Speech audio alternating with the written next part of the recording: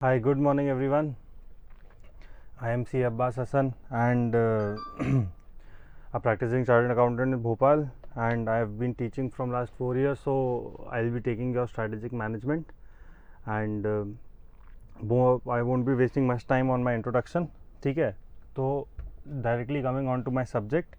See, our subject is comprised of our paper is comprised of two subjects. Yes, strategic management and financial management, both of 50 marks. You very well are aware of that. But ये समझना पड़ेगा कि strategic management का generally हमारा perception बहुत ऐसा हो जाता है कि नहीं सर देखेंगे, पढ़ लेंगे, है ना, आखिरी में उठाएंगे, कर लेंगे. बट अगर हम ये समझें तो स्ट्रैटेजिक मैनेजमेंट ही एक ऐसा सब्जेक्ट है जो आपको कहीं ना कहीं एक एज देता है ओवर योर अदर सब्जेक्ट्स. कैसे कि भाई अगर आपके 39 आ रहे होंगे तो वो आपको 40 कर देगा, अगर आपके 59 आ रहे होंगे तो वो आपको 60 कर देगा. हो सकता है आपको कुछ 2-3 मार्क्स से रैंक मिल जाए या 2-3 मार्क्स से आपकी रैंक आपको एग्जेम्पशंस मिल जाए. यस, तो प्लीज़ अंडरस्टैंड कि स्ट्रैटेजिक मैनेजमेंट एक ऐसा सब्जेक्ट है जिसको अगर आपने शुरू से मेरे बताए तरीक़ों से मेरे साथ बस पढ़ लिया, ठीक है, बस उसको कंटिन्यूसली रिवाइज कर लिया, तो you won't be feeling it as a subject. आपको आखिरी में सिस्टम होता है ना कि यार हमें एफएम पढ़ने के लिए 10 दिन चाहिए, कॉस्ट पढ़ने के लिए हमें 15 दिन चाहिए, ऑडिट पढ़ने के लिए हमें 10 दिन चाहिए. वो आपको 10-15 दिन जैसे कोई दिन देने ही नहीं पड़ेंगे.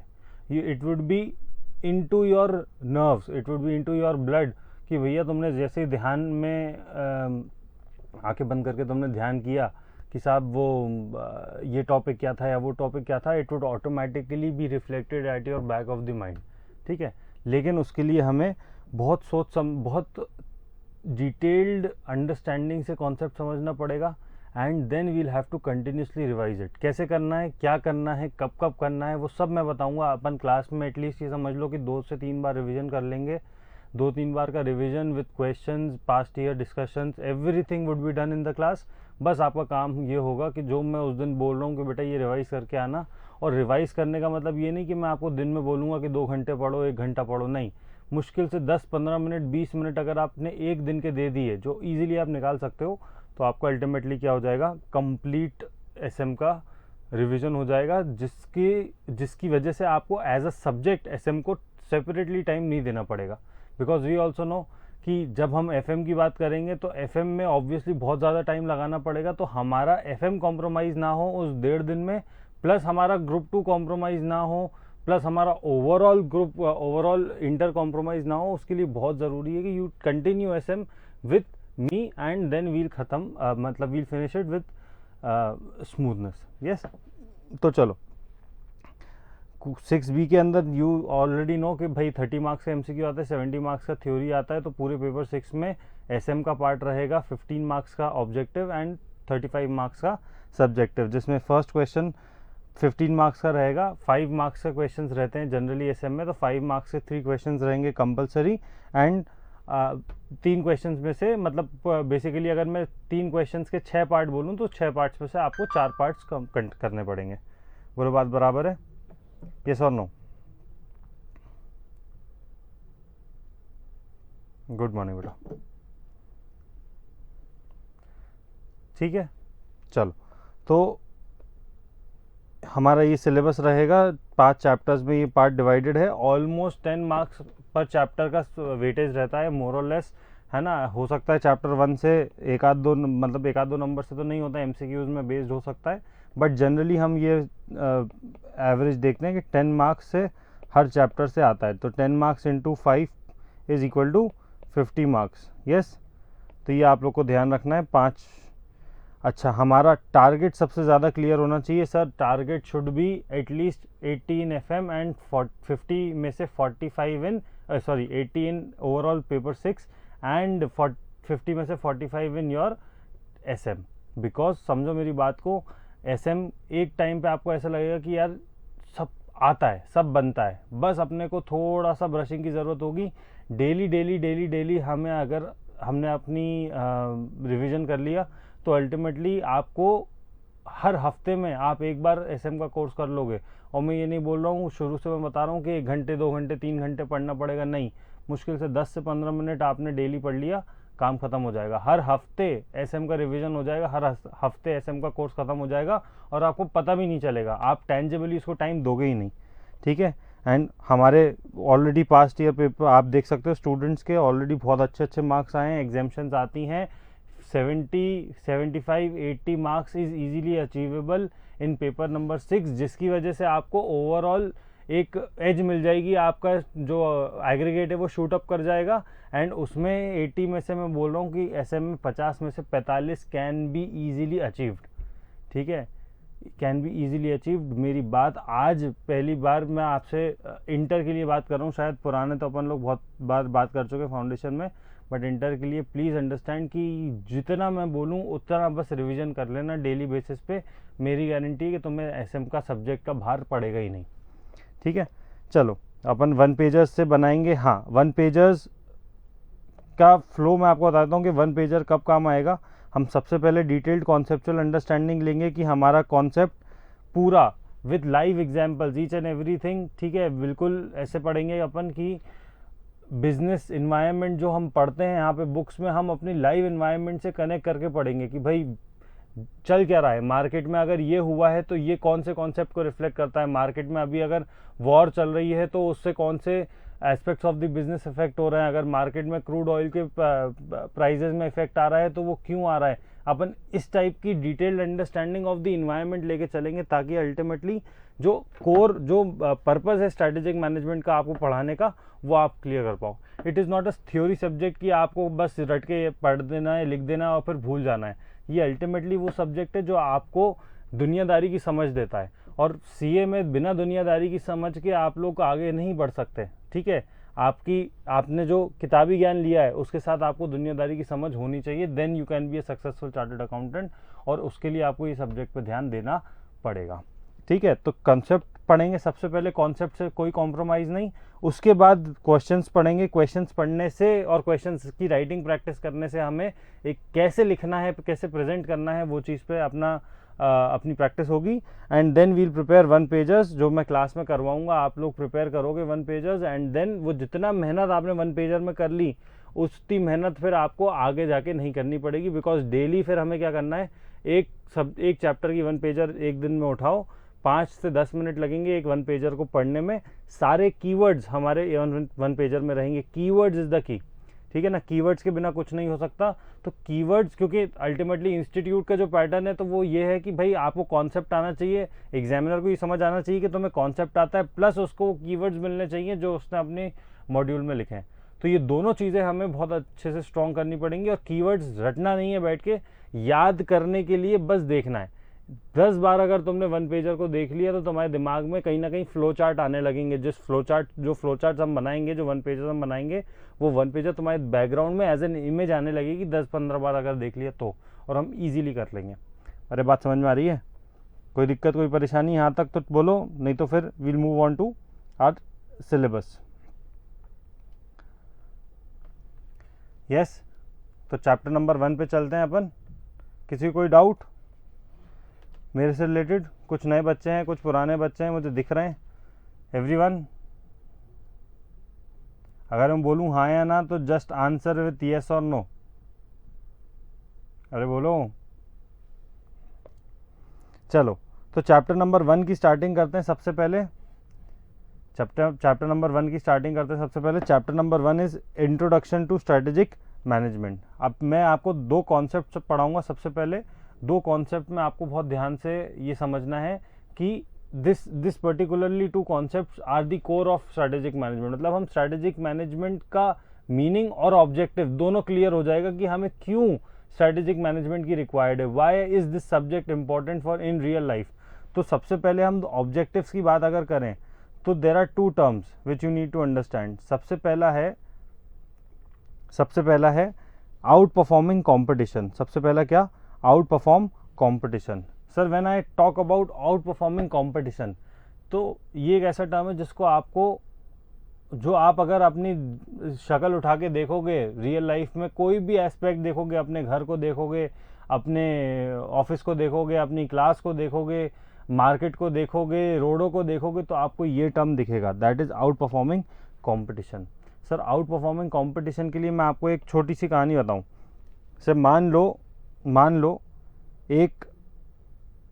एक जंगल में ये शेर है, ठीक है, ये एक जंगल में शेर है, ठीक है। तो ये जो हमारा लायन है वो उसको डेली का शिकार चाहिए, यस, उसको डेली का शिकार चाहिए। अब वो जो शेर है जिसको डेली का शिकार चाहिए, वो डेली कोई ना कोई एक उसकी डियर की मील है, यस, एक डियर की उसकी मील है। अब आपस में जो डियर्स का ग्रुप है, ठीक है, जैसे मान लो 100 डियर है एक जंगल में या 1000 डियर है एक जंगल में, तो डेली कोई ना कोई डियर शिकार बनता है शेर का। अब जो वो 1000 में से मान लो अब कल जब शेर उठेगा सुबह तो उसको खाना चाहिए, उसको एक डियर चाहिए अपने खाने में। अब अल्टीमेटली जब वो शेर कल निकलेगा तो जो आपस में डियर की टुकड़ी है, मान लो ये पूरा डियर का फ्लॉक है, यहाँ पे 1000 डियर्स हैं, दीज आर ऑल कॉम्पिटिटर्स। अरे बोलो, ये सारे के सारे क्या हैं? कॉम्पिटिटर्स हैं। और ये सारे कॉम्पिटिटर्स में एक होड़ रहेगी कि भैया करना, देखो सिंपल सी बात है, शेर से तेज दौड़ना है नहीं, शेर को चकमा देना है नहीं, आप शेर से बच सकते हो नहीं।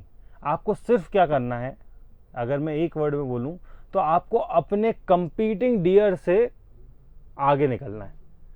बहुत सिंपल सी बात है। अगर ये शेर एक डियर के पीछे भाग रहा है, यहाँ पे 3 डियर भाग रहे हैं, तो मैं बोलूँ अगर इस डियर को अपने आप को सेफ साइड करना है तो वो घूम के शेर से मुकाबला नहीं कर सकता, वो पेड़ पे नहीं चढ़ सकता, वो अपने आप को कैमोफ्लेज नहीं कर सकता। तो अल्टीमेटली क्या करना है कि भाई ये जो बाजू के डियर्स हैं इनसे तेज़ भाग लो, या किसी तरह इनको शेर के पास होने दो और मैं शेर से दूर निकल जाऊं। अगर मैंने अपने कॉम्पिटिटर से एज पाली, कॉम्पिटिटर को पीछे छोड़ दिया, तो क्या हो जाएगा? Ultimately I will be safe from the lion. Yes, बिल्कुल सिंपल सी स्टोरी, बिल्कुल सिंपल सी, कि भाई अगर मुझे टिके रहना है, अगर मुझे मार्केट में रहना है, अगर मुझे कंपटीशन को टैकल करना है, तो सिंपल सी बात है कि I need to out perform my competitor. मेरे को अपने बस कॉम्पिटिटर से आगे निकलना पड़ेगा। मैं एक बार कॉम्पिटिटर से आगे निकल जाऊंगा तो वो शेर पुराने वाले कॉम्पिटिटर को खा जाएगा, अपना उस दिन का मैटर सेफ हो जाएगा। फिर अगले दिन मुझे क्या करना है? सिर्फ यही करना है कि दूसरे जो कॉम्पिटिटर्स हैं उनसे एक कदम आगे निकलना है। तो that is the essence of strategic management की साहब, out performing competition. You have to out perform the competition. आप अपने कॉम्पिटिशन से आगे निकल जाओ। अरे बोलो, आप रियल लाइफ में भी देखते हो, अपने एग्जाम्पल्स बहुत सारे रियल लाइफ में देखते हो, हर कोई आउट परफॉर्मिंग की होड़ में लगा हुआ है, हर कोई आउट परफॉर्म करता है। आप अगर इन्फेंट की बात करो तो आपने देखा होगा, जब बच्चा, मतलब when a child is an infant, तो उसमें उसके माँ बाप उसको कितने बढ़िया रेडी करते हैं। जनरली जो मदर्स होती हैं वो उसको बिल्कुल लीपा पोती कर देंगी, अच्छे अच्छे कपड़े पहनाएंगी, और अल्टीमेटली कंपटीशन होता है कि भैया उसका इन्फेंट है, उसका बच्चा तो इतना खूबसूरत दिख रहा था, इसका बच्चा तो इतना क्यूट है, इसका बच्चा तो इतना गोरा है। ये कंपटीशन बच्चा या इन्फेंट जब होता है, जब वो 1 साल का है बेचारा, तब से वो झेल रहा है, ठीक है। बड़ा होगा तो थोड़ा कॉलोनी के क्रिकेट में देखो वो लड़की बैठी हुई है, तो ये बच्चा जो यहाँ पे बैटिंग करने आया है कॉलोनी क्रिकेट में, उसको ये टेंशन है कि नहीं, मेरे को अपने दोस्तों से बेटर परफॉर्म करना है, वो पड़ोसी की लड़की बैठी हुई है। अरे भाई, कॉर्पोरेट में आप जाओगे तो आपको अपने कलीग से आउट परफॉर्म करना है, रियल लाइफ में आपको अपने बिजनेस में कॉम्पिटिटर से आउट परफॉर्म करना है। कंपटीशन को आउट परफॉर्म करना आपके खून में आ जाता है जब से आप पैदा होते हो तब से। And that is nothing but what? Essence of strategic management. पहला पॉइंट, आउट परफॉर्मिंग कॉम्पिटिशन। याद रहेगा? किसी को कोई दिक्कत तो बताओ। अरे किसी कोई दिक्कत तो बताओ। और दूसरा is also important, adapting environmental changes. है ना? सर्वाइवल ऑफ द फिटेस्ट का नाम सुना है आप लोगों ने? अरे बोलो, सर्वाइवल ऑफ द फिटेस्ट का नाम सुना है? अब सर्वाइवल ऑफ द फिटेस्ट को अगर मैं देखूं तो वो थ्योरी जो है वो अल्टीमेटली यही कहती है कि जो सबसे ज़्यादा फिट है वो टिक जाएगा, जो सबसे ज़्यादा फिट है, जो ओवरऑल फिट है to survive in the environment, वो लंबा जाएगा, और जो लोग अडेप्ट नहीं कर पा रहे हैं वो नहीं चले जाएंगे। जैसे मैं आपको इसी शेर जैसे ही एग्जांपल दूं कि भाई मान लो अभी तक जंगल में सिर्फ हर्बीवोर्स वो थे, अपने हर्बीवोर्स थे जो कि कोई शिकार विकार नहीं करते थे। तो जितने भी हर्बीवोर्स हैं वो अपने बढ़िया आलसी हो गए थे कि ठीक है घास खा रहे हैं, लेटे हुए पड़े हुए, कोई टेंशन नहीं है, आराम से अपनी ज़िंदगी कट रही है। अब एक एंट्री होती है एक शेर की, एक लायन या मान लो चीता की एंट्री होती है। अब जैसे ही चीता की एंट्री हुई तो ऑब्वियसली कार्निवोर्स अगर घुसेगा तो शिकार करेगा, है ना, अगर कार्निवोर्स घुसेगा तो शिकार करेगा। अब सारे के सारे जो प्रजाति हैं, डियर हैं मान लो और ज़ीब्रा हैं और फलाना ढिमाका जितने भी हर्बीवोर्स हैं वो सब हो गए आलसी, किसी से भागते नहीं बनता क्योंकि भागने की ज़रूरत ही नहीं पड़ रही थी। खा रहे हैं, ये मोटे मोटे हो गए, खा रहे हैं, पड़े हुए हैं, आलस मार रहे हैं पूरे दिन, काम ही क्या है जानवरों को, है ना। तो अल्टीमेटली उनकी हैबिटेट, उनके हैबिट्स जो थे वो पूरे के पूरे चेंज हो गए थे। लेकिन जैसे ये चीता ने एंट्री ली, जैसे ये चीता ने एंट्री ली तो एक डर आ गया कि मन में कि भैया अब शिकार होगा। अब शिकार जब होगा तो वो डर से अल्टीमेटली क्या होगा, वो डर से अल्टीमेटली क्या होगा, क्योंकि चीता तो पीछे पड़ेगा, चीता पीछे पड़ेगा तो आपको भागना पड़ेगा। अब ये चेंज आया एक इन्वायरमेंट में कि भाई जंगल में कौन आ गया, शेर आ गया। तो ये जो चेंज आया इन दी इन्वायरमेंट, आपको इस चेंज को अडेप्ट करना पड़ेगा, आपको इस चेंज को एक्सेप्ट करना पड़ेगा कि हाँ ये चेंज हो गया है, अब मैं और आलस नहीं मार सकता, अब मुझे भागना पड़ेगा। अब चीता मेरे अगर मैं भागा नहीं तो वो चीता मुझे मेरा शिकार कर लेगा, मुझे खा जाएगा। अरे बोलो हाँ है ना। तो अल्टीमेटली जब कोई मार्केट में चेंज हो रहा है और मार्केट के चेंज से आप अफेक्ट होने वाले हो तो you need to adapt yourself towards that change, towards that environmental change. अगर आपने अपने आप को अडेप्ट नहीं किया तो क्या हो जाएगा, you will be out of the league, you will be out of the market. अगर आपने कोई मार्केट का चेंज है, जैसे फॉर एग्जांपल यहाँ पे सबसे फेमस एग्जांपल मैं देता हूँ नोकिया का। यस, नोकिया एक टाइम पे मोबाइल्स का राजा था। अगर आप लोग को ध्यान हो, नोकिया के एक टाइम पे हर वैरायटी के मोबाइल्स आते थे, वेरी फेमस ब्रांड। यस, तो नोकिया जब इतने प्यारे फ़ोन्स बना रहा था, हर टाइप के उसके कैमरे, शटर वाले कैमरे वाले फ़ोन्स थे और वो ओपन होने वाले फ़ोन्स थे, यस, फ्लैपिंग वाले फ़ोन्स थे, स्लाइडिंग वाले फ़ोन्स थे, टफ फ़ोन्स थे, प्रीमियम फ़ोन्स थे, every variety Nokia had. But वो कौन से थे, नॉन स्मार्टफोन्स, जो जब का ज़माना था। अब जैसे ही एंड्रॉयड का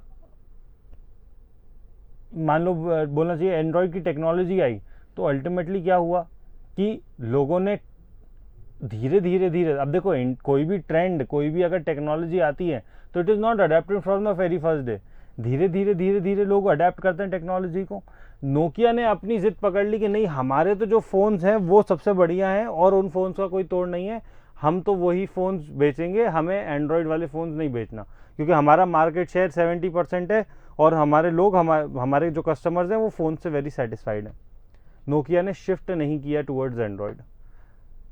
अब मार्केट में एक चेंज आया, टेक्नोलॉजिकल अपग्रेड आया, कहीं ना कहीं टेक्नोलॉजिकल अपग्रेड को एक्सेप्ट करना चाहिए था और उस टेक्नोलॉजी को यूज़ करके अपने फ़ोन्स बनाता तो नोकिया का कोई तोड़ नहीं होता। बट नोकिया ने वो चेंज को एक्सेप्ट नहीं किया, वो चेंज को अडेप्ट नहीं किया। वो चेंज अडेप्ट नहीं करने की वजह से जो कॉम्पिटिटर्स थे उनको उसका बेनिफिट मिल गया। कॉम्पिटिटर्स ने अपने फ़ोन्स लॉन्च कर दिए, यस, जो स्मार्टफोन्स थे, कॉम्पिटिटर्स ने अपने स्मार्टफोन्स लॉन्च कर दिए विथ एंड्रॉयड वाले। अब जिन लोगों को एंड्रॉयड चाहिए था वो लोग धीरे धीरे यहाँ पे शिफ्ट होने लगे, क्योंकि भाई अल्टीमेटली ब्रांड कोई भी हो पर फीचर्स तो यही दे रहे हैं। अब ये फीचर्स देने लगे, जिससे सैमसंग ने इस टाइम पे बहुत अच्छा बेनिफिट उठाया। सैमसंग ने काफ़ी बेनिफिट उठाया कि भाई स्मार्टफोन्स, क्वालिटी स्मार्टफोन्स निकालने लगे। अब अल्टीमेटली धीरे धीरे नोकिया का शेयर जब कटने लगा तो उसको समझ आया कि नहीं यार, मेरा शेयर गिरता जा रहा है। और जब तक वो अपने एंड्रॉयड पे वर्क करके एंड्रॉयड लॉन्च करने जाता तब तक तो मार्केट का पूरा शेयर क्या चला गया था, कॉम्पिटिटर्स के पास चला गया था और नोकिया के पास मार्केट शेयर नेग्लिजिबल बचा। तो एक छोटी सी गलती कि भाई मार्केट में कोई चेंज आया और आपने उसको एक्सेप्ट नहीं किया, आपने उसको अडेप्ट नहीं किया, उसकी वजह से क्या हो गया, पूरा का पूरा काम ख़त्म, नो फ्यूचर, है ना, ज़ीरो मतलब आप समझो कि these two points are very much applicable to you also in real life also. तुम कोचिंग में पढ़ते हो, ऑब्वियसली बात है, तुम्हारा बैच है मान लो 100 बच्चों का, देर इज कॉम्पिटिशन, बिकॉज यहाँ पे आप बोलो कि चलो ठीक है, अपनी कोचिंग का रेट ज़्यादा है, अपन ने बोला कि 50-60% पास हो जाते हैं, 70% तक पास हो जाते हैं बच्चे, तो भी 70% में कम्पीट करना है। इंस्टीट्यूट के रेट से देखो कि 20-25%, 15% के रेट से तो और कम हो जाता है कि भाई 100 बच्चों में से अगर 15 ही इंस्टीट्यूट पास करने वाला है तो वो 15 में कैसे आए, that is out performing competition. और मान लो इंस्टीट्यूट ने क्या करा कि कोई पैटर्न चेंज कर दिया, अब वो केस स्टडी बेस्ड एमसीक्यूज दे रहा है, नॉर्मल एमसीक्यूज नहीं दे रहा। केस स्टडी में आपको कोई पूरी केस स्टडी पढ़ के और फिर एमसीक्यू सॉल्व करना पड़ेगा। कोई बच्चा बोले कि नहीं मेरे को तो वो अच्छा लगता है जो इंडिविजुअल एमसीक्यू, मैं तो एमसीक्यू पढ़ के और इंडिविजुअली उसको सॉल्व करने की कोशिश करूंगा, मैं केस स्टडी नहीं पढ़ूंगा। क्या आप ऐसे केस में निपटा पाओगे पेपर? क्या आप ऐसे केस में सक्सेसफुली पेपर को अटेम्प्ट कर पाओगे? क्या नहीं कर पाओगे। तो अल्टीमेटली आपको ये समझना है कि sir adapting environmental changes and out performing competition, अगर आपने ये दो चीजें सक्सेसफुली हैंडल कर ली तो you will succeed in the business, और else you will face difficulties surviving in the business. देखो सक्सेस तो बात की बात है, पहले तो सर्वाइवल आता है, तो सर्वाइव ही नहीं कर पाओगे अगर कंपटीशन को टैकल नहीं किया और अपना एनवायरमेंटल चेंजेस को अडेप्ट नहीं किया तो। बोलो कोई दिक्कत, कोई परेशानी? यस, क्लियर है? ये दो आप लोग एग्जाम्पल्स लिख लेना, ठीक है? ये दो मतलब essence of strategic management heading डाल के यहाँ पे आप लिख सकते हो objectives also. Objectives of strategic management भी यही है, ऑब्जेक्टिव्स ऑफ स्ट्रेटेजिक मैनेजमेंट। इसके अंदर 2 पॉइंट्स, आउट परफॉर्मिंग कॉम्पिटिशन, इसके अंदर ये लायन वाला एग्जाम्पल लिख लो, और अडेप्टिंग एनवायरमेंटल चेंजेस के अंदर ये नोकिया वाला एग्जाम्पल लिख लो। हम एग्जाम्पल्स कोट करके आ सकते हैं पेपर में, हमें कोई प्रॉब्लम नहीं है, कोई नहीं रोक रहा। एग्जाम्पल्स कैन मतलब अगर रियल हैं तो वेरी वेल, अगर इमेजिनरी भी हैं तो भी कोई दिक्कत नहीं है, अनलेस एंड अनटिल वो आपका कॉन्सेप्ट पूरी तरीके से ना समझाए, ठीक है? तो कॉन्सेप्ट अगर आपका रिफ्लेक्ट हो रहा है एग्जाम्पल से कि हाँ आपको कॉन्सेप्चुअली पता है कि ये क्या होता है, तो आप वो एग्जाम्पल बिल्कुल लिख के आओ। आई एज एन एग्जामिनर अगर मैं चेक करता हूँ पेपर, तो अगर मैं किसी का एग्जाम्पल लिखा हुआ देख लूँगा, मैं अगर प्रॉपर प्रेजेंटेशन देखूंगा और मैं एग्जाम्पल लिखा देख लूँगा और मैं कीवर्ड्स देख लूँगा, तो मैं बाकी का आंसर नहीं पढ़ूंगा। मेरे को समझ में आ जाएगा कि हाँ यार ये एग्जाम्पल पढ़ के इसको ये समझ में आता है कि कॉन्सेप्ट क्या है, और उसने ये रिलेट कर दिया कि how is this concept applicable, तो मैं उसको मार्क्स दे के चला जाऊँगा, ठीक है? तो ultimately you need to focus on your keywords and you need to focus on the concept with example. चल, उसके बाद अपन आते हैं तो next topic, that is management. अब देखो स्ट्रैटेजिक मैनेजमेंट में ultimately there is strategy and there is management, ये दो वर्ड्स को मिला के स्ट्रैटेजिक मैनेजमेंट बनाया गया है। तो सबसे पहले अपन ये समझे कि जब हम मैनेजमेंट की बात करते हैं तो what is the meaning of management, what is the perception of management. तो अगर मैं आपसे नॉर्मली पूछूं कि भाई क्या है मैनेजमेंट से आप क्या समझते हो, तो आप एक चीज़ तो बोल दोगे कि सर जो बिजनेस चलाने वाले लोग होते हैं those are the part of management.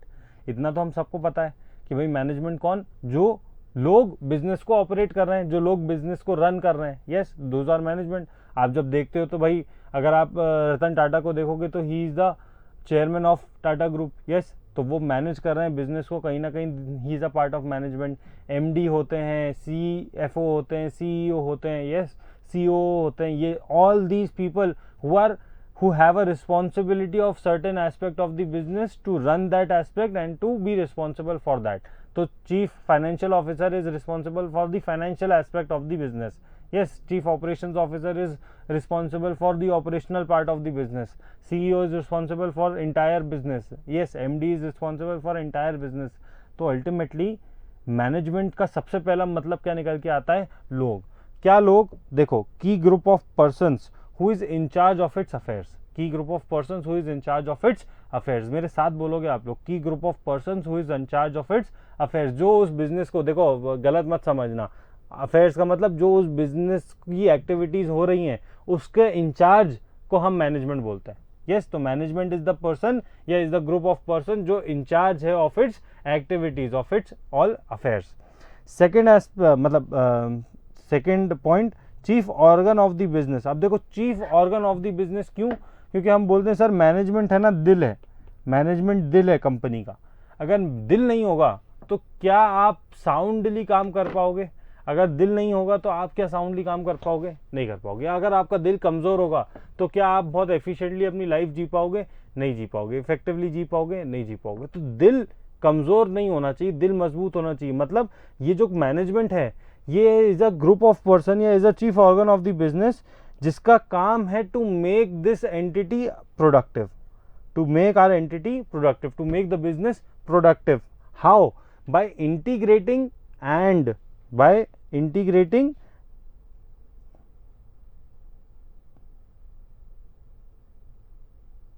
bringing together, यहाँ पे एक वर्ड आता था वो मिस हो गया है, by bringing together मतलब रिसोर्सेज को एक साथ लाना एंड इंटीग्रेटिंग उन सबको साथ मिला के काम करना, resources into functioning whole utilizing effectively and efficiently. तो chief organ of the business who has a task of bringing together and integrating सारे disorganized resources of the business को साथ में लेके आना कि भाई देखो human resource है, human resource का मैनेजर है, वो बोल रहा है कि नहीं एम्प्लॉयज़ की सैलरी बढ़ाओ, हम इतनी कम सैलरी में काम नहीं करेंगे। फाइनेंस मैनेजर के पास जा रहे हैं तो बोल रहा है कि पैसा नहीं है सैलरी बढ़ाने के लिए। मार्केटिंग वाले के पास जा रहे हैं तो बोल रहा है कि साहब मार्केटिंग में एक्सपेंडिचर नहीं हो रहा है उतना, मार्केटिंग अभी ढंग से नहीं हो पा रही है। सेल्स वाले के पास जा रहे हैं, बोल रहे हैं सर परचेज की क्वालिटी, रॉ मटेरियल की क्वालिटी अच्छी नहीं है तो कस्टमर की कंप्लेन आ रही है। परचेज वाले के पास जा रहे हैं तो बोल रहा है कि सर क्वालिटी यही वाली मिल रही है, अवेलेबल प्राइजेज इतने ही है, अपना बजट के हिसाब से यही मिल सकता है। तो अल्टीमेटली सारे रिसोर्सेज ऑफ द बिजनेस कुछ बोल रहे हैं, लेकिन हमारा एज अ मैनेजमेंट क्या काम है, उन सारे रिसोर्सेज के जो अपने अपने नज़रिए हैं उन सबको we should bring it together and integrate, कि बीच का रास्ता निकालेंगे हम। उन सारे रिसोर्सेज की कहानी सुन के उनकी प्रॉब्लम्स को समझ के एक मिडवे निकालेंगे एंड ताकि हमारी क्या हो सके, जो एंटिटी है that can become more productive, that can work more efficiently and effectively. बोलो क्लियर है? तो सर मैनेजमेंट का फर्स्ट परसेप्शन इज लोग, है ना, मैनेजमेंट का फर्स्ट परसेप्शन इज लोग। Log is key group of persons who are in charge of its affairs, and it is a chief organ of the business who has the task of making it a productive entity by bringing together and integrating disorganized resources of the business into a functioning whole. एक साथ सबको लेके आना और integrate करना ताकि हमारा business क्या हो सके, इफेक्टिवली एंड एफिशिएंटली ऑपरेट हो सके। बोलो क्लियर है?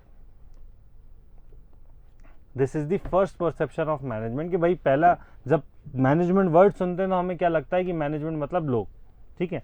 Second perception is process.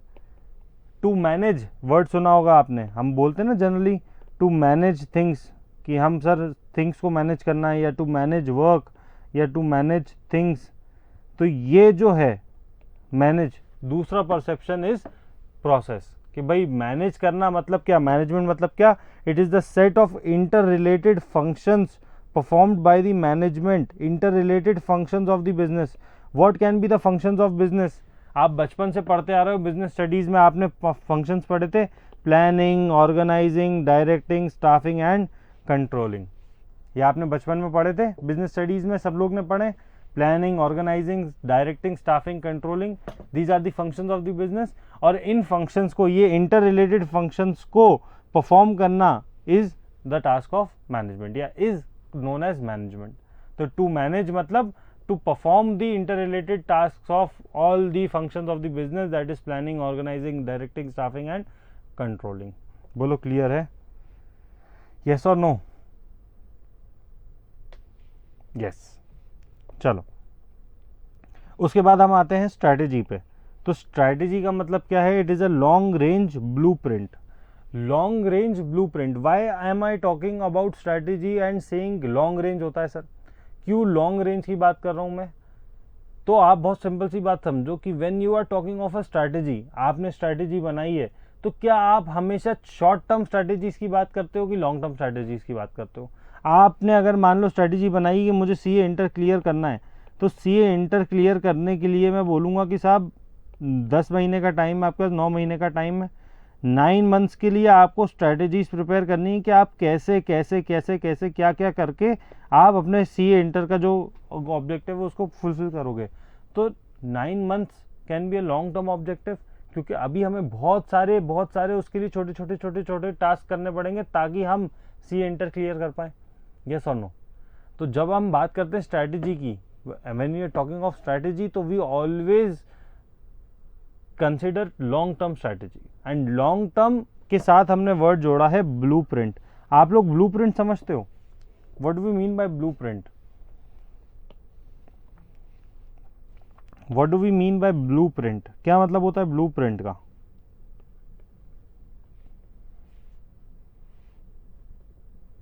नहीं, ब्लूप्रिंट का मतलब होता है बेटा नक्शा। ब्लूप्रिंट का मतलब क्या होता है? नक्शा। And that too very detailed, very minutely prepared detailed. Yes, देखो अब जैसे मैं आपको बोलूं कि अपन जिस क्लास में बैठते हैं उस क्लास में आपको प्रोजेक्टर दिख रहा है क्या? तो आप बोलोगे हाँ साहब दिख रहा है। आपको पंखे दिख रहे हैं, लाइट दिख रही हैं, आपको टेबल दिख रही हैं, आपको वॉल दिख रही हैं। ब्लूप्रिंट में भी ये सब दिखेगा कि भाई इस पोजीशन पे प्रोजेक्टर है, ये 4 वॉल्स हैं, इनके बीच में इतना डिस्टेंस है। ये सब तो जो रियल आई से दिख रहा है वो हमें प्रोजेक्टर उसमें भी दिखेगा ब्लूप्रिंट में। बट उसके साथ जब मैं बोलता हूँ कि ब्लूप्रिंट में वो चीज़ें भी दिखती हैं जो आपको अंदर बैठ के इन द क्लासरूम भी नहीं दिख रही। जैसे मैंने बोला कि सर जो 4 दीवार आ रही हैं, वो 4 दीवार के अंदर, जैसे ही दीवार के अंदर घुसूंगा मैं तो एक और ऐसे करके दीवार है, यहाँ पे बीच में खोखला है, और यहाँ पे सारी इलेक्ट्रिकल वायरिंग्स और सीवेज मतलब डिस्पोजल होगा, या मान लो वाटर वर्क्स कनेक्शन है, या फिर आपकी सारी इलेक्ट्रिकल वायर्स जो भी हैं, या फिर मान लो यहाँ पे एक सीक्रेट एक तिजोरी है। अब ये चीज़ अल्टीमेटली आपको अंदर बैठ के आपको ये कुछ नहीं दिखेगा, लेकिन ये कहाँ दिखेगा? In the blueprint of the room. कि भाई ब्लूप्रिंट ऑफ द रूम में वो चीज़ें भी दिखेंगी जो आपको अंदर बैठ के नहीं दिख रही, जो छुपी हुई हैं।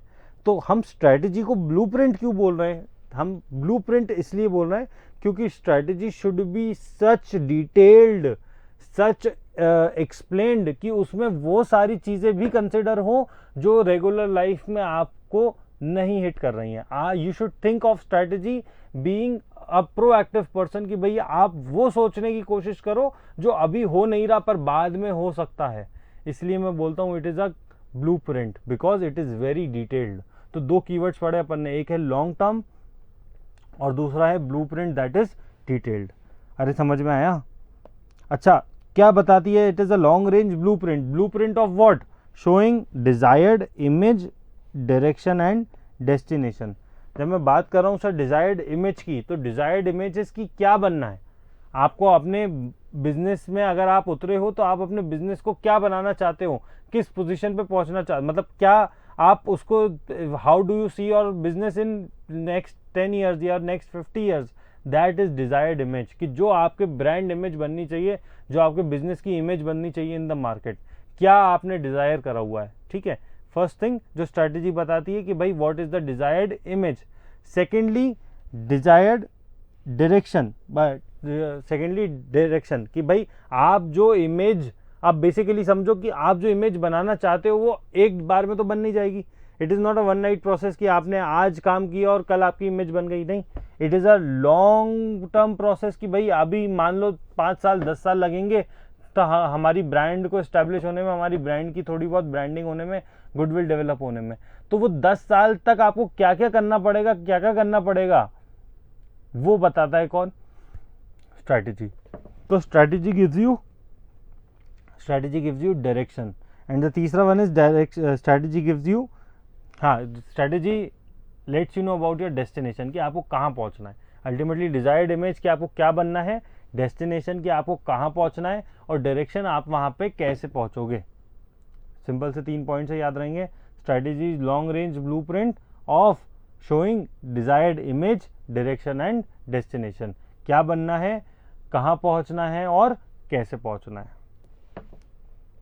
ठीक है, what it wants to be, where it wants to go and what and how it wants to do it.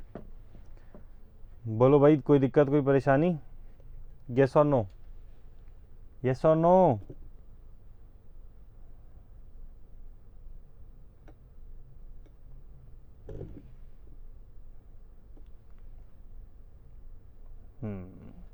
जवाब दो तो मज़ा है। चलो, तीसरा टॉपिक आता है कि that strategy is a game plan. Sir, strategy is a game plan. Game plan समझते हो? गेम प्लान समझते हो? गेम प्लान का मतलब होता है रणनीति। रणनीति ऐसे ही लिखेंगे ना, मेरी हिंदी थोड़ी कमज़ोर है, excuse me for my Hindi spellings at least. तो रणनीति, आप what do we mean by rananiti, what do we mean by game plan? एक डिटेल्ड प्लानिंग होती है कि अब आप ये होगा तो ये करोगे। अब जैसे अगर हम क्रिकेट की बात करें, ठीक है, अगर हम क्रिकेट की बात करें तो क्रिकेट में game plan is important. Cricket में गेम प्लान इज़ इम्पॉर्टेंट, रणनीति इज़ इम्पॉर्टेंट कि भैया ओपनिंग कौन करेगा, है ना। अच्छा, सिर्फ इतना नहीं है कि फ्लो डिसाइड कर रहे हैं, नहीं, उसके साथ कंडीशंस भी अटैच्ड हैं कि भाई ओपनिंग करेगा, मान लो mister A and mister B opening करेंगे, लेकिन अगर बॉलिंग करने के लिए ये बंदा आया, बॉलिंग करने के लिए सी आया, तो फिर ओपनिंग कौन करेगा? बी और डी करेंगे। अगर ए आउट हो जाता है तो फिर सी डी ई उतरेंगे, लेकिन अगर बी आउट हो जाता है तो एफ जी और ई उतरेंगे। ये क्या है? These are all the planning procedures जो आपको अप्लाई करना है in the business based on conditions, based on future conditions, कि भाई अगर आपके फ्यूचर में ऐसा कुछ होने वाला होगा, अगर ये ऐसा कुछ हुआ तो आप ऐसा करोगे, नहीं हुआ तो ऐसा करोगे, ये हुआ तो ऐसा करोगे, वो हुआ तो ऐसा करोगे। Ultimately it is the detailed what planning of the entire business activity, इसको हम स्ट्रैटेजी बोलते हैं। तो strategy is a game plan, जिसके अंदर मैं बोल रहा हूँ कि आपको 3 पिलर्स ऑफ द बिजनेस का ध्यान रखना है। 3 पिलर्स ऑफ द बिजनेस, अगर मैं बात करूं 3 पिलर्स ऑफ द बिजनेस, तो 3 most important criteria of the business. सबसे पहला आता है कस्टमर। सबसे पहला कौन? कस्टमर।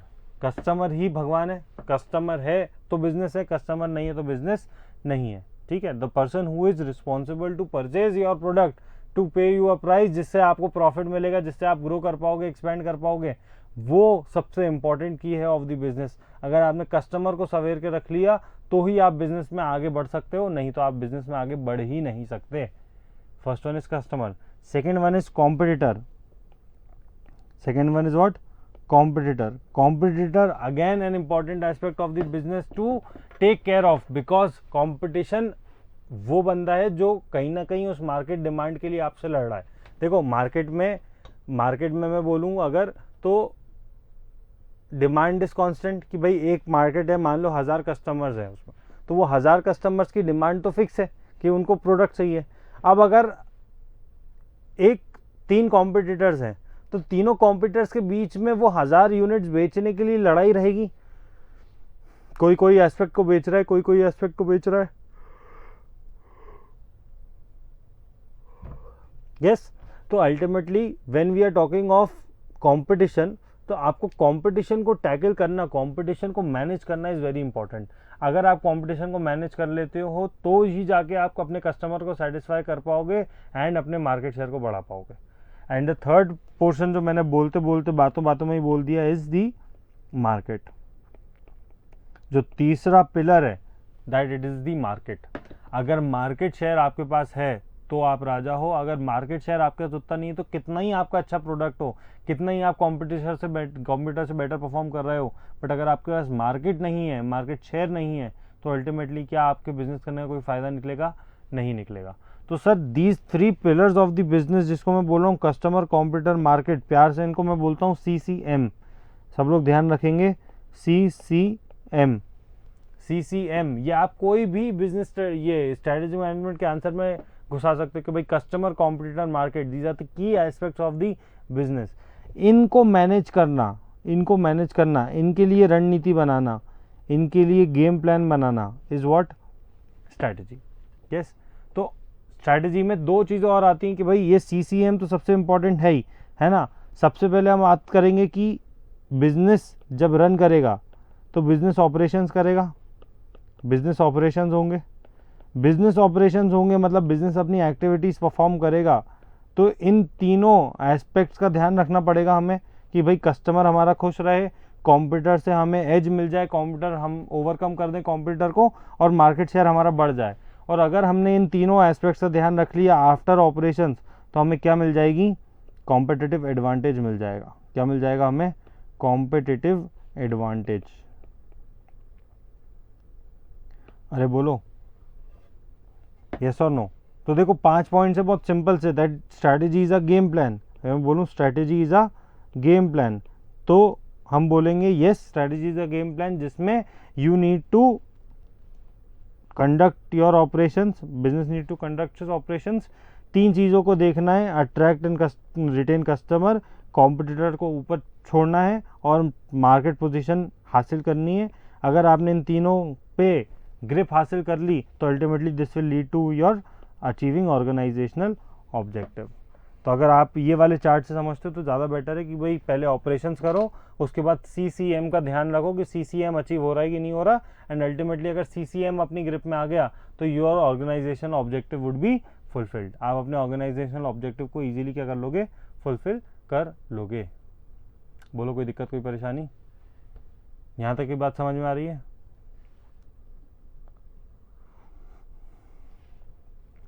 अरे बोलो, तो अपन आगे बढ़े। ठीक है, नाउ स्ट्रैटेजी की बात करें तो स्ट्रैटेजी अमाउंट्स टू, अब देखो स्ट्रैटेजी की कैरेक्टरिस्टिक्स बोलती बेसिकली, स्ट्रैटेजी की कैरेक्टरिस्टिक्स जैसा कुछ है ये कि भाई कैरेक्टरिस्टिक्स कि भाई स्ट्रैटेजी क्या कैसी होती है, लॉन्ग टर्म होती है, अपन ने देख लिया। Well thought out, well thought out का मतलब होता है वेरी वेल रिसर्च्ड, है ना, वेल रिसर्च्ड। सर ऐसे नहीं कि हमें रात में ख्याल आया और हमने अगले दिन से उस ख्याल को एग्जीक्यूट करना शुरू कर दिया और उस ख्याल को हम स्ट्रैटेजी बोल दे रहे हैं, नहीं। It should B backed up with research, it should B backed up with analysis. हम भी पढ़ेंगे आगे पूरे चैप्टर्स में, हम यही पढ़ेंगे कि भाई स्ट्रैटेजी बनाना कोई मामूली बात नहीं है। स्ट्रैटेजी बनाने के लिए सबसे पहले आपको एनवायरनमेंट स्टडी करना पड़ेगा। बिजनेस एनवायरनमेंट में इंटरनल फैक्टर्स, एक्सटर्नल फैक्टर्स को स्टडी करना पड़ेगा, पॉलिटिक्स देखना पड़ेगा, सोशल कल्चर देखना पड़ेगा, अपने ऑर्गेनाइजेशन के एम्प्लॉयज़ को देखना पड़ेगा, मैनेजमेंट को देखना पड़ेगा, पैसे को देखना पड़ेगा, आउटर मार्केट में डिस्टर्बेंसेस को देखना पड़ेगा, एनवायरनमेंट को देखना पड़ेगा। ये सारी चीज़ें देखने के बाद, उसके एनालिसिस करने के बाद कहीं जाके एक स्ट्रैटेजी क्राफ्ट हो पाती है। तो सबसे इंपॉर्टेंट इज कि it should be well researched, it can not be randomly spoken कि भाई आप ये दिमाग में आया चलो ये अप्लाई करके देखते, नहीं। It should B backed up bye research and well thought out in changing environment. Changing environment मतलब कि आपके जो इन्वायरमेंट है that is dynamic, environment is dynamic. तो अल्टीमेटली वो स्ट्रैटेजी जो है वो चेंजिंग इन्वायरमेंट में भी अप्लाई करना चाहिए। मतलब your strategy should not be very rigid कि सर उसमें कोई इम्प्रूवमेंट का स्कोप ही नहीं बचे, उसमें कोई एडजस्टमेंट्स मॉडिफिकेशंस का स्कोप ही नहीं बचे, ऐसी स्ट्रैटेजी नहीं होनी चाहिए। Your strategy should be open to changes, open to improvements, yes, in the changing environment, competition, customer taste and technology। In aspects में आपकी स्ट्रैटेजी का काम, आपकी मतलब स्ट्रैटेजी बेसिकली वर्क करना चाहिए कि competition, customer and technology. Again यहाँ पे अगर हम बात करें तो कहीं ना कहीं CCM का रेफरेंस आ जाता है कि सर कस्टमर है, कंप्यूटर, मार्केट को ध्यान रखना, और यहाँ पे एक और चीज़ आ जाती है टेक्नोलॉजी। ठीक है, अब एक्सेक्टर लिखा है मतलब और भी वर्ड्स हो सकते हैं, तो you can easily code this CCM and continue. बोलो मेरी बात समझ में आ रही है? तो ये कैरेक्टरिस्टिक्स हो गई basically. It should be long term, it should be well thought out, very well research, backed up by facts. उसके बाद in response to changing environment, in response to changing environment का मतलब होता है कि इट शुड बी डायनामिक। आपकी strategy changing environment से match करना चाहिए, है ना। आपका अगर इन्वायरमेंट में चेंज हो रहा है तो उससे आप अपनी स्ट्रैटेजी को थोड़ा बहुत इम्प्रूवमेंट करके उससे मैच करा दो। और CCM का ध्यान रखना है, customer, computer and technology, market. बोलो यहाँ तक कोई दिक्कत? यस और नो? तो सर हमने 4 टॉपिक्स पढ़ लिए अभी तक, 4 टॉपिक्स पढ़ लिए। सबसे पहले हमने मैनेजमेंट पढ़ा कि मैनेजमेंट का परसेप्शन क्या होता है। पहला परसेप्शन लोग, दूसरा परसेप्शन अब मेरे साथ याद करेंगे, ठीक है, अभी हम कंसोलिडेट करेंगे, ठीक। सबसे हम क्लास में ऐसे ही चलेंगे जनरली कि हम सबसे पहले कॉन्सेप्ट रिवाइज करेंगे पुराने, उसके बाद पहले के 2-3 मिनट 4 मिनट में हम कल का पोर्शन थोड़ा सा रिवाइज करेंगे, फिर हम आज का कंटेंट पढ़ेंगे पूरा, फिर आखिरी के 5 मिनट में हम आज के ही कंटेंट को कोशिश करेंगे समराइज करने की। तो सबसे पहले अपन ने पढ़ा मैनेजमेंट। मैनेजमेंट का पहला परसेप्शन क्या, आप घर पे बैठे हो चाहे सामने क्लास में बैठे हो, आपको बोलना है। जब तक मुंह से नहीं बोलोगे, जब तक तुम्हारे शब्द तुम्हारे कानों में नहीं सुनाई देंगे, तब तक फायदा नहीं होगा। मुंह से निकालो। पहला perspective of the management is लोग। क्या लोग? की group of persons in charge of its affairs. की group of persons in charge of its affairs. दूसरा वाला, that is the chief organ of the business. क्या है? दिल है बिजनेस का, chief organ. How is it chief organ? Why is it chief organ? Because it has a task of making it a productive entity. उनको business को productive बनाना है। How? By bringing together in integrating disorganise resources of the business. हाथ पैर चलाओ, disorganise, सब लोग फैले हुए इधर उधर, उन सबको क्या करना है? समेट के लाना है। ब्रिंगिंग टुगेदर एंड इंटीग्रेटिंग, उनको क्या करना है? एक साथ मिल के काम कराना है, दोनों के बीच के मिडवे निकालने हैं। Integrating the disorganised resources into a functioning whole, एक साथ उनको लेके आएंगे ताकि अपनी business entity effectively and efficiently अपने प्रोडक्शन को कैरी आउट कर पाए। यस और no? Chief organ of the business who is responsible for making it a productive entity by bringing together and integrating disorganized resources of the business into a functioning whole and then running the business effectively and efficiently। बोलो clear है? yes or no? मेरे साथ बोल रहे हो आप लोग? Second perspective आता है कि process. Second perspective is process. It is the set of inter related functions that is used by the that is performed by the management to attain the objectives of the organization। ultimately जितने भी process हम run करते हैं इन the business, वो सारे process का part बनते हैं, मैनेजमेंट का पार्ट बन जाते हैं। तो कौन से प्रोसेस, कौन से functions? Right, starting from planning, directing, staffing, organising, controlling, all activities, all functions of the business are the considered as management. बोलो हाँ या ना? उसके बाद हमने देखा कि it is a long range strategy पे आ गए, और स्ट्रैटेजी के बारे में हमने बात करी। It is a long range blueprint. क्या बताता है? 3D बताता है। 3D, desired image, direction and destination. Desired image क्या बनना है, डेस्टिनेशन कहाँ पहुँचना है, डायरेक्शन कैसे पहुँचना है। बोलो हाँ या ना? उसके बाद हमने करा strategy is a game plan. तो हमने देखा कि सर गेम प्लान, रणनीति मतलब वो पूरे आपको डिटेल्ड में प्लानिंग करनी है। तो planning and taking care of what? CCM, customer, competitor and market. तो सबसे पहले हम अपने ऑपरेशंस कंडक्ट करेंगे, बिजनेस ऑपरेशंस कंडक्ट करेंगे। बिजनेस ऑपरेशंस करके हम अपने इन 3 पिलर्स को स्ट्रॉन्ग करेंगे, customer, competitor and market. And ultimately अगर ये पिलर्स हमारी ग्रिप में आ गए तो क्या हो जाएगा? We will be able to achieve organisational objectives. Yes और no? And the last one is key characteristics of strategy. तो strategy amounts to long term, long range होता है। उसके बाद well thought out, well researched. उसके बाद changing in response to changing environment, dynamic environment में applicable होनी चाहिए। And the last one is in competition, consumer taste and technology. अरे बोलो भाई, क्लियर हो गया? यस और no? The next topic will be starting in the next class. अभी के लिए दिस ऑल फॉर नाउ। अगर आप लोग के कोई डाउट्स हो तो आप लोग मुझसे पूछ सकते हो।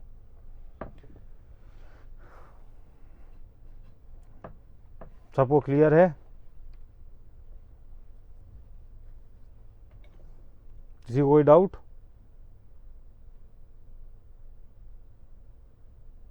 ठीक है, तो this all for now. Will meet you guys tomorrow. Take care. मतलब will meet you guys in the next session जो भी हमारा होगा, है ना। And will meet you guys soon face to face. Bye bye, take care, have a good day.